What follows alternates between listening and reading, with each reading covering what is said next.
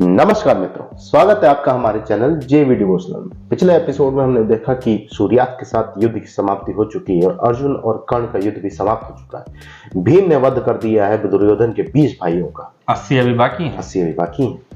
माता कुंती शोकाकुल है अपने परिवार के कारण कि उनके परिवार में वध हुआ है, जिसके कारण उस मृत्यु के कारण उनके परिवार में भी दिए नहीं जलाए जा सकते। और यही चीज उन्होंने द्रौपदी को भी समझाई है कि तुम अपने परिवार में आज दिए न जलाना, क्योंकि हम लोग एक ही परिवार के हैं। तो कहीं ना कहीं पूरा हस्तिनापुर इस वक्त शोक के माहौल में है, लेकिन धर्म की स्थापना करने के लिए बलिदान और बलि दोनों की आवश्यकता है। जैसा कि भीम ने कहा ही रखा था कि आज मैं आहुति के स्वरूप दुर्योधन के भाइयों को प्रस्तुत करूंगा, तो उन्होंने अपना काम बखूबी किया है। फिलहाल चलते हैं एपिसोड 233 पार्ट 2 के लिए।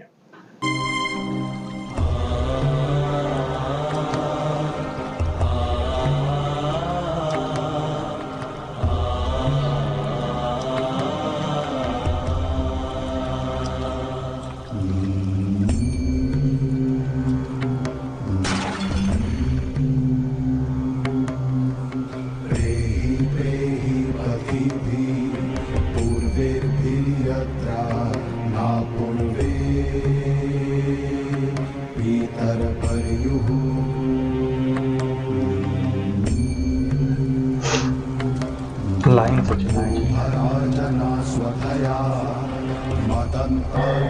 लाखों सैनिकों की बलि होती है।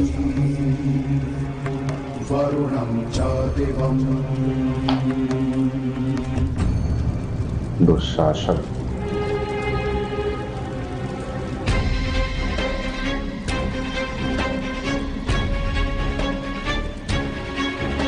पांडव। अच्छा, वो अपने पक्ष के उसमें जो है, मुझे लगा था इनके पक्ष की ओर से खड़े हैं।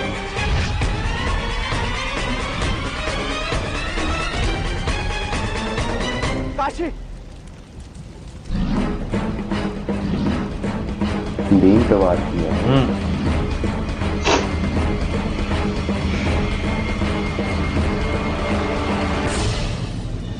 भीम, मैं इसी समय तुम्हें ध्वंस का आवाहन देता हूँ। आओ, युद्ध करो मुझसे। अभी नहीं दुशासन, अभी तो तुम्हारे और भाइयों को मरना है। तुम्हारे मरने का समय अभी नहीं कि मैं तुमसे युद्ध नहीं करूंगा। और दुर्योधन, इन चिताओं में कम लकड़ियां डालना, कहीं ऐसा ना हो कि तुम्हारी चिता के लिए लकड़ी ही ना बचे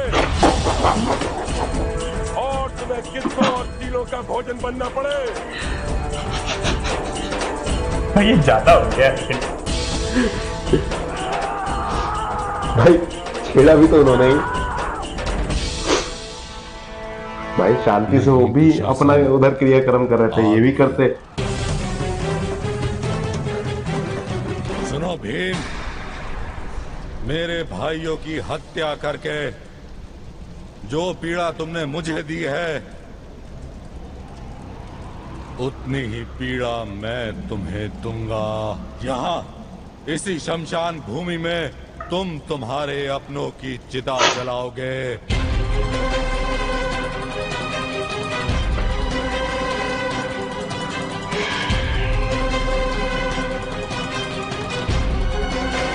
राजश्री, अंधेरी गुफा में सिंह के भांति धारने का क्या लाभ? यदि वास्तव में सिंह है तो प्रकाश में क्यों नहीं आता?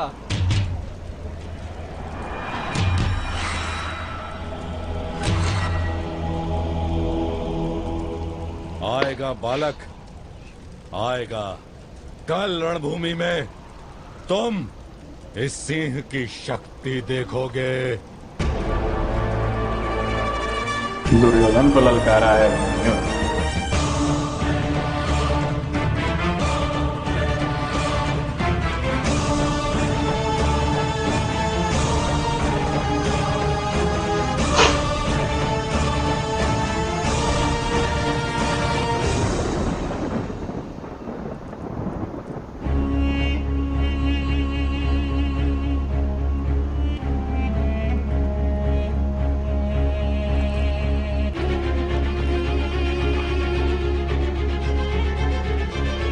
धृतराष्ट्र की स्थिति क्या होती जा रही है?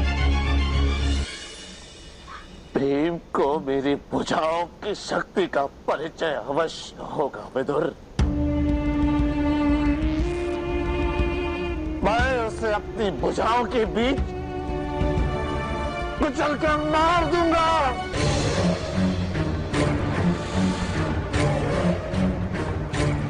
उसने मेरे पुत्रों के साथ छल किया, मेरे पुत्रों की हत्या की विदुर, मेरे 20 पुत्रों की प्राण ले लिए विदुर। युद्ध है ज्येष्ठ, युद्ध। खेल नहीं है। युद्ध में विजय केवल एक की होती है, परंतु विध्वंस दोनों पक्षों को प्राप्त होता है। नहीं, विध्वंस नहीं, हत्या है ये, हत्या है ये विदुर। उन्होंने मेरे पुत्रों के साथ छल किया विदुर, मेरे पुत्रों के साथ। जीवन जो छल के आधार पर बिताता है उसे मृत्यु के समय छल ही प्राप्त होता है महाराज। हम सही बोले। करेले तरह। सृष्टि का नियम है, जैसा कर्म वैसा प्रतिफल। कौन रहो विदुर, कौन रहो। इस समय भी धृतराष्ट्र को मीठा सुन रहा है। पांडु पुत्रों का उनके पक्ष में कोई सुनाए बस। पुत्रों के विरुद्ध बोल रहे हो तुम। केवल मैं नहीं, समग्र हस्तिनापुर बोल रहा है महाराज। इस युद्ध के लिए प्रत्येक घर से युवाओं को सैनिक बनाकर भेजा गया है। प्रत्येक परिवार के मुख से अन्न छीनकर रणभूमि में भेजा गया है। यह धर्म केवल पांडु पुत्रों के साथ नहीं हुआ है महाराज, अभी तो हमारी प्रजा के साथ भी हुआ है। और वही प्रजा आज पांडवों की सफलता हेतु प्रार्थना कर रही है। राष्ट्रद्रोही है सब विदुर, राष्ट्रद्रोही है सब। अपने शत्रु की विजय की कामना करते हैं, अपने शत्रु की। विनाश हो रहा है कुरुवंश की महत्ता का महाराज। विनाश, और इसी विनाश को टालने हेतु पांडुपुत्रों ने द्वंद्व का आह्वान दिया था, किंतु आपने और आपके पुत्रों ने युद्ध का निर्णय लिया। समग्र आर्यावर्त को युद्ध का भीषण मार्ग दिखाया। अब उसका परिणाम तो एक ही हो सकता था महाराज, विध्वंस। आपके पुत्रों की मृत्यु।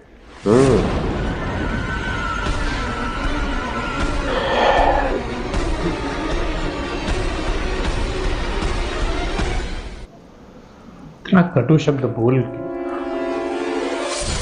ऐसी चीज।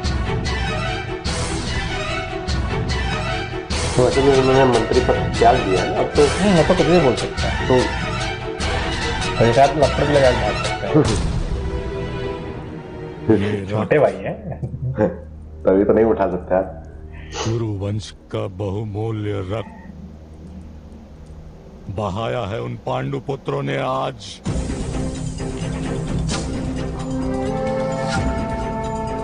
मुझे उनकी आंखों में रक्त के आंसू देखने हैं। कौन ये चुनौती स्वीकार करने के लिए सज्ज है?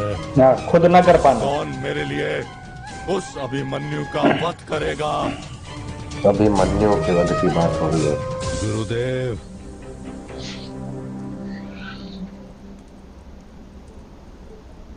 मेरे लिए ये संभव नहीं होगा। मैं सेनापति हूं। समग्र सेना का संचालन करने के स्थान पर रणभूमि में किसी एक योद्धा को ढूंढने जाना उचित नहीं होगा राजकुमार।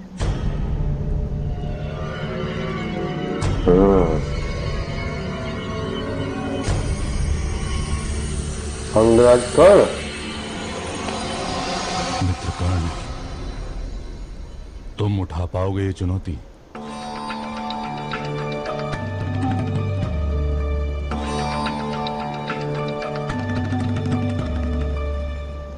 भयभीत हो गए अंगराज? इतना ही शौर्य है आपका। दुर्योधन गए बस हो गया, सीधे टावर से गिरा, हो गया। बस हो गया, इतना ही है। कूद नहीं पाओगे बिल्डिंग से, बस बिना पैराशूट के। किसके लिए युद्ध करने आए हैं आप? मेरे लिए? अभी उनको सिचुएशन पता ही नहीं होगा। या इस युद्ध में भाग लेकर आप केवल अपने शत्रु का वध करने आए हैं? मैं उठाता हूं ये चुनौती मित्र। पांडवों के सारे पुत्रों का वध मैं करूंगा। नहीं,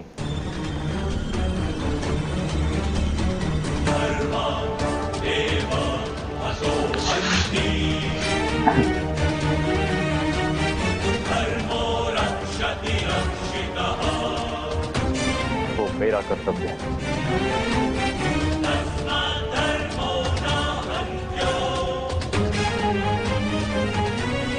अभिमन्यु की मृत्यु मेरे हाथ में होगी।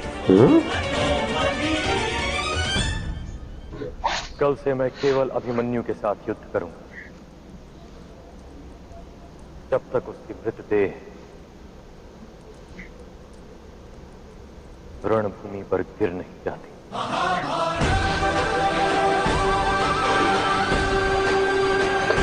महाभारत। मामा की कुंडली क्या तो क्या बताइए? खून निकाला ना अपना ये बहुमूल्य रक्त। अपने भाई के हत्यारों को सामने देखकर दुशासन से रहा नहीं गया। क्रोधवश उन्होंने भीम के ऊपर जलती हुई लकड़ी फेंक दी। वार्तालाप में भीम के द्वारा कुछ ऐसे शब्द कहे गए जो सुनकर हास्य तो अवश्य आया कि देखना, चिताओं में लकड़ी थोड़ी कम लगाना, कहीं तुम्हारे लिए ऐसा ना हो चिता की लकड़ी समाप्त हो जाए और तुम्हें कृमि का भोजन, चील कौओं का भोजन बनना पड़े, कीड़ों का भोजन बनना पड़े। तो बड़ा ही इस वक्त ऐसा माहौल चल रहा है कि हर कोई दुखी भी है और हर कोई मारना भी चाहता है। महाभारत में हमने देखा है दुर्योधन को जब भी क्रोध आया या उनका जब भी अपमान हुआ उसका उन्होंने बदला अवश्य लिया। तो अभी अभिमन्यु किस से तरीके से वीर अभिमन्यु ने उनको आवाहन दिया है, यानी एक तरह से अपमान किया है, तो अब उन्होंने सीधा टारगेट अभिमन्यु को लगा दिया है, क्योंकि अभिमन्यु कहीं ना कहीं 5 पांडवों का छठा रूप दिखाई देते हैं। या फिर कहिए कि उनकी मृत्यु के बाद जो दुख पांडवों को प्रतीत होगा वो उनके भाइयों के मृत्यु के बराबर होगा, ऐसा दुर्योधन का मानना। भाई पुत्र हैं उनके, तो अर्जुन के पुत्र हैं, तो कहीं ना कहीं विनाश है। तो चलिए फिलहाल इस एपिसोड को हम यही समाप्त करते हैं। शीघ्र ही लौटेंगे नए एपिसोड के साथ, तब तक के लिए राधे राधे।